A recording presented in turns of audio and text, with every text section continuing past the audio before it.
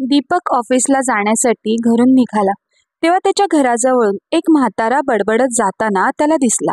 पण दीपकने त्याच्याकडे फारसे लक्ष दिलं नाही, कारण दीपकच्या घरासमोर एक वृद्धाश्रम होते आणि तिथे असे बरेच लोक राहत असायचे. त्यामुळे दीपकने आपली बाईक चालू केली आणि तिथून निघून गेला. पण संध्याकाळी घरी आल्यावर तोच माणूस दीपकच्या घरासमोरील रस्त्यावर उभा राहून कुणाला तरी शिवीगाळ करत असल्याचे दीपकला दिसले. तेव्हा दीपकला वाटले कदाचित हा म्हातारा वेडा असावा, म्हणून त्याने पुन्हा त्या माणसाकडे दुर्लक्ष केले. या वेळेला त्या माणसानेही दीपकला पाहिले नाही आणि काही वेळाने तो तिथून निघून गेला. दीपक त्याची आई शांताबाई सोबत तिथे भाड्याच्या घरात राहत होता. त्याच्या आईने लोकांच्या घरी मोलकरणीची कामे करून त्याला मोठ्या कष्टाने वाढवले होते. दीपकचे वडील तर तो काही महिन्याचा असतानाच वारले होते, त्यामुळे त्याला आपल्या वडिलांचा चेहराही आठवत नव्हता. आता दीपक जेव्हाही घराबाहेर यायचा तेव्हा घरासमोरचा तो एक वयोवृद्ध माणूस त्याच्या आईला शिवीगाळ करत असायचा. तेव्हा दीपकला खूप विचित्र वाटू लागली की हा माणूस माझ्या आईला पाहताच शिव्या का देऊ लागतो. पण रस्त्यावर कोणीतरी उभे राहून आपल्याला शिवीगाळ करत आहे हे शांताबाईंना म्हणजे दीपकच्या आईला माहीत नव्हते. शेवटी एक दिवशी दीपकने त्या माणसाला पकडले आणि आपण अनोळखी असल्याचे भासवत दीपक त्याला विचारू लागला, त्या घरात राहणाऱ्या बाईला पाहताच तुम्ही शिव्या का देऊ लागता. पण दीपकने त्याला सांगितले नाही की ती बाई त्याची आई आहे. तेव्हा तो माणूस म्हणू लागला, मला काहीच माहीत नाही, मी काही सांगणार नाही. त्या माणसाचे असे उत्तर ऐकून दीपक खूपच अस्वस्थ झाला. त्या दिवसापासून तो त्या माणसावर लक्ष ठेवू लागला. एवढंच नाही तर दीपक कधी त्या माणसासाठी खाण्यापिण्याचे पदार्थ घेऊन यायचा, तर कधी त्याच्यासाठी कपडे वगैरेही खरेदी करायचा. हळूहळू दीपकची त्या वृद्ध माणसाबरोबर मैत्री झाली. त्याच्याशी बोलत असताना त्या वृद्ध माणसाची मानसिक स्थिती ठीक नसल्याचे दीपकच्या लक्षात आले. म्हातारपणी तो बऱ्याच गोष्टी विसरायला लागला होता आणि कधी कधी फालतूही बोलू लागला होता. मग एके दिवशी दीपकने त्याला विचारले, बाबा मला सांगा, त्या घरात राहणाऱ्या बाईला तुम्ही शिव्या का देता. मग तो म्हणाला, ती स्त्री खूप वाईट बाई आहे. ज्या घरात मी पूर्वी ड्रायव्हर म्हणून काम करायचो ती बाई सुद्धा तिथे मोलकरीण म्हणून काम करत असायची. त्या घराच्या मालकिनीला अनेक वर्ष मूल होत नसल्याने त्या नवरा बायकोंनी मिळून या मोलकरणीमार्फत सरोगसी करून घेण्याचा निर्णय घेतला. जेव्हा ह्या बाईला मालकीनबाईंनी विचारले तेव्हा ती लगेचच तयार झाली. त्यांनी तिच्या गरिबीचा किंवा तिच्यावर कोणतीही जोर जबरदस्ती केली नाही. त्यानंतर तिने एका अतिशय सुंदर मुलाला जन्म दिला. मात्र मूल 18 वर्षाचे झाल्यावर या महिलेने ते मूल चोरले आणि पळून गेली. मालक मालकिनीने सरोगसीसाठी या बाईला खूप पैसे दिले होते, पण तरीही या बाईने त्यांचा विश्वासघात केला. ती खूप वाईट बाई आहे, म्हणूनच मी तिला शिवीगाळ करतो. हे ऐकून दीपक थक्क झाला. मग तो म्हणाला, बाबा ही बाई जिथे काम करायची त्या घराचा पत्ता तुम्ही सांगू शकाल का. त्या म्हाताऱ्याने त्याच्या मेंदूवर थोडा जोर दिला आणि दीपकला त्या घराचा पत्ता सांगितला. दीपकला वाटले की हा माणूस खरं बोलतोय की नुसता वायफळ बडबड करतोय हे कळत नाहीये. त्यामुळे दीपकने दिलेल्या पत्त्यावर जाऊन सत्य जाणून घेण्याचे ठरवले. त्या घरापर्यंत पोहोचताच दरवाजात रखवालदार उभा असल्याचे दीपकला दिसला. तेव्हा दीपक त्याला म्हणाला, मला या घराच्या मालकांना भेटायचं आहे. रखवालदाराने आत विचारले आणि दीपकला आत पाठवले. दीपक हॉलमध्ये पोहोचताच तिथे त्याला एक खूप मोठी फोटो फ्रेम लावलेली दिसली, ज्यामध्ये आई वडिलांनी एक लहान मूल होतं. फोटो फ्रेम पाहताच त्याचे भान हरपले. त्याच्या डोळ्यात अश्रू तरळले आणि हातपाय थरथरू लागले. तेवढ्यात घराच्या मालकीनबाई अवंतिका ताई हॉलमध्ये आल्या. त्या दीपकला विचारू लागल्या, काय रे मुला, तुला कोणाला भेटायचं आहे. तेव्हा दीपक थरथरत्या आवाजात म्हणाला, मला तुम्हाला काहीतरी सांगायचं आहे. अवंतिका ताई त्याच्या चेहऱ्याकडे लक्ष देऊन पाहू लागल्या. तेव्हा दीपक म्हणाला, एक माणूस रोज माझ्या घरासमोर येऊन माझ्या आईला शिवीगाळ करत असे. शेवटी एक दिवशी मी त्याला पकडून त्याचे कारण विचारले. तेव्हा त्याने जे काही सांगितले ते ऐकून मला धक्काच बसला. त्याने सांगितले की माझ्या आईने वर्षापूर्वी कोणाचे तरी मूल चोरले होते. हे ऐकून मला आश्चर्य वाटले. त्या माणसाने मला सांगितले की तो इथे ड्रायव्हर म्हणून काम करत असे आणि माझी आई इथे मोलकरीण म्हणून काम करायची.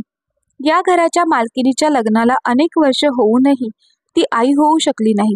त्यामुळे सरोगसीद्वारे मूल होण्यासाठी त्यांनी माझ्या आईची मदत घेतली होती. सुरुवातीला तर सर्व काही ठीक चालले होते. आईने पैसे घेऊन तिचे काम पूर्ण केले. पण त्यानंतर ते मूल 8 वर्षाचे झाल्यावर माझी आई त्या मुलाला घेऊन पळून गेली. मला हे समजले म्हणून मी इथे आलो आहे. पण तुमच्या घरी येताच भिंतीवरचा फोटो फ्रेम पाहून मला धक्काच बसला. या फोटो फ्रेम मध्ये असणारा छोटा मुलगा मीच आहे. म्हणजे मी तोच मुलगा आहे ज्याला माझी आई चोरून पळून गेली होती, असे म्हणत तो रडायला लागला. अवंतिकाताई हे सर्व ऐकून सुन्न झाल्या आणि त्यांच्या डोळ्यातून अश्रुधारा वाहू लागल्या. त्या दीपक जवळ आल्या आणि त्यांनी त्याला प्रेमाने मिठी मारली. मग त्या म्हणाल्या, बाळा, तू माझा मुलगा आहेस का? मला वाटत होते की मी माझ्या मुलाचा चेहरा पुन्हा कधीही पाहू शकणार नाही. तू गेल्यापासून मी जणू जगायचंच विसरले होते. माझ्या कुटुंबियांनीही मला अनाथ मूल दत्तक घेण्याचा सल्ला दिला. पण एकदा माझे मन दुखावले गेले. त्यानंतर मला माझ्या आयुष्यात इतर कोणाचा समावेश करायचा नव्हता. इतकी वर्ष मी तुझ्यासाठी तळमळत आहे. पण बघ, आज नियतीने आपल्याला एकत्र आणले आहे. तेव्हा दीपकच्या डोळ्यात सुद्धा अश्रू तरळले. तो बोलू लागला, आई, बाबा कुठे आहेत? अवंतिकाताई म्हणू लागल्या, बाळा, ते ऑफिसला गेले आहेत. मी आता त्यांना फोन करून घरी बोलावते. आज आपला मुलगा कितीतरी वर्षानंतर परतला आहे. अवंतिकाताईंनी त्यांच्या नवऱ्याला अशोकरावांना फोन केला. तेव्हा काही वेळातच ते घरी पोहोचले. एवढ्या वर्षानंतर आपल्या मुलाला पाहून त्यांच्याही डोळ्यात पाणी आले. दीपकला त्याच्या खऱ्या आई वडिलांना भेटून खूप आनंद झाला होता. पण त्याला खूप वाईटही वाटत होते की आजवर जिला तो आपली आई मानत होता तिने खूप मोठा गुन्हा केला आहे हे त्याला आता समजले होते. म्हणून तो माफी मागू लागला आणि म्हणाला, जिची मी आज आई म्हणून पूजा करत आहे तिने तुम्हा लोकांचे खूप वाईट केले आहे. तिच्या वतीने मी तुमची माफी मागतो. तेव्हा अवंतिकाताई म्हणू लागल्या, बाळा, मला त्या बाईचा राग येतो, पण मी तिची मानसिक स्थितीही चांगली समजू शकते. तिने तुला 9 महिने आपल्या गर्भात ठेवले आणि आपल्या रक्ताने तुझे पालन पोषण केले. तुला माहित आहे का, तिचा मुलगा दीपू तुझ्यासोबत पळून गेल्याच्या महिन्याभर आधी वारला होता. त्यावेळी तो 11 वर्षाचा होता आणि खेळत असताना एका कारने त्याला धडक मारली. त्याच्यात त्याचा मृत्यू झाला. तेव्हा शांताबाई वेडी झाली होती आणि त्या वेड्याच्या भरात ती तुला इथून घेऊन गेली होती. कारण मी तिच्या डोळ्यात पाहिलं होतं. जेव्हाही मी तुझ्यावर प्रेम करायची आणि तुला माझ्या खुशीत धरायची तेव्हा तिच्या डोळ्यात एक विचित्र दुःख असायचं. कदाचित तिला वाटले असेल की मोठा झाल्यावर तू तिच्यापासून दूर जाशील, म्हणून तुला कायमचा मुलगा म्हणून ठेवायचं असेल आणि म्हणूनच तिने तुला इथून दूर नेलं असेल. पण आज ही तिची इच्छा असेल तर ती पण इथे येऊन आपल्यासोबत येऊन राहू शकते, कारण शेवटी तिनेच तुला जन्म दिला आहे. हे ऐकून दीपकने आईबाबांना मिठी मारली आणि म्हणाला, आई बाबा, तुम्ही किती मोठ्या मनाचे आहात. त्यानंतर सगळे मिळून शांताबाईकडे पोहोचले. अवंतिकाताई अचानक समोर आल्या ते पाहून शांताबाई घाबरली. तेव्हा अवंतिकाताई म्हणाल्या, शांताबाई, तुम्ही माझ्या मुलाची चांगली काळजी घेतली, पण आता तुम्हीही घरी परत चला, कारण निर्मात्याने ठरवलं आहे की माझ्या मुलाने माझ्यासोबतच राहावे. म्हणून तू पण चल आमच्या सोबत. दीपकनेही पाणवलेल्या डोळ्यांनी शांताबाईकडे पाहिलं आणि म्हणाला, आई, मी पण तुझी काळजी घेईन आणि माझ्या आई वडिलांचे प्रत्येक कर्तव्य पार पाडेन. माझ्या प्रेमात कसलीही कमतरता राहणार नाही. अवंतिकाताई म्हणाल्या, हो शांताबाई, चल आमच्यासोबत. आतापासून आमच्या मुलाला 2 आईचं प्रेम मिळेल. हे ऐकून शांताबाई ढसाढसा रडू लागली, कारण आज तिला आपल्या चुकीचा पश्चाताप झाला होता. शेवटी शांताबाईने सर्वांची माफी मागितली आणि ते एकत्र राहायला निघाले. घरातून निघण्यापूर्वी दीपक म्हणाला, ते मी थोड्या वेळाने परत येईन. ड्रायव्हरला भेटण्यासाठी तो वृद्धाश्रमात पोहोचला. पण तिथे पोहोचल्यानंतर त्याला समजले की त्याचा 1 दिवस आधीच मृत्यू झाला होता. कदाचित दीपकला सत्य सांगणे एवढेच त्याचे कर्तव्य होते. मित्र आणि मैत्रिणींनो, तुम्हाला जर का आजची गोष्ट आवडली असेल तर आम्हाला कमेंट बॉक्समध्ये कमेंट करून नक्की कळवा आणि कथा आवडली असेल तर कथेला लाईक करा, शेअर करा. धन्यवाद.